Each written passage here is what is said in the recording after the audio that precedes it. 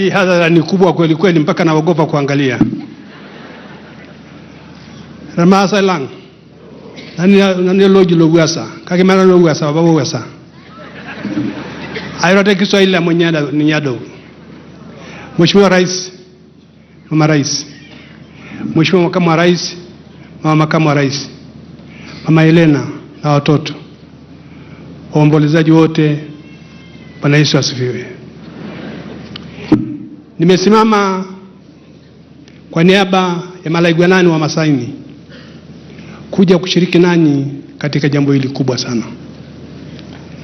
Tumekuja Mheshimiwa Rais kukuunga mkono na kukupa pole kwa rafiki yetu aliyefariki. Pole sana.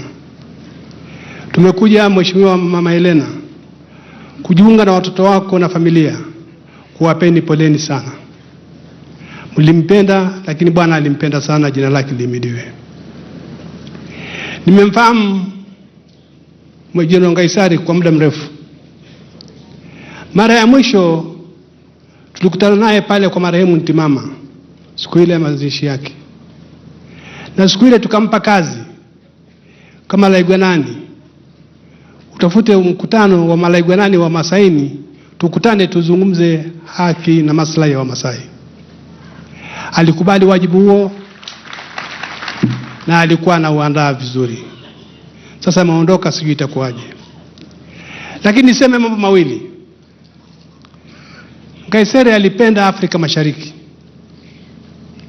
na aliitumikia Afrika Mashariki. Kama alivyo Rais Kenyatta, wote walihakikisha tunapata Jumuiya ya Afrika Mashariki kwa wakati mzuri ili tuitumie vizuri. Alitaka Afrika Mashariki ili Wamasai waweze kuzunguka Tanzania wanakotaka, na wapare wakitaka kuja huku Kenya wazunguka wanavyotaka. Nchi iwe moja, tuwe na amani na upendo miongoni mwetu. Tulikubaliana hivyo na alifanya kazi nzuri. Kwa hiyo tulimpenda kwa kupenda Afrika Mashariki. Lakini la pili, alikuwa mlezi wa amani.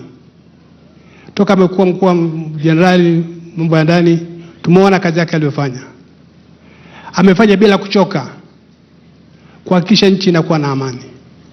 Amani hii, ndugu zangu wa Kenya, ndio inayowaleteeni mambo yote mlionayo.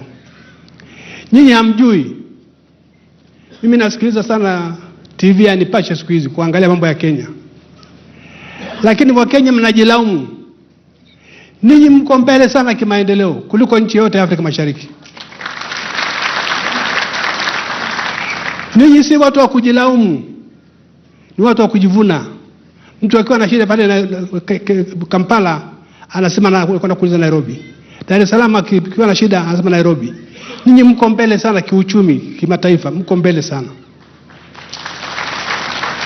Lakini sio hivyo tu. Mmetoka kwenye mapigano juzi ya ukabila yaliyotia aibu. Naombeni msirudi huko.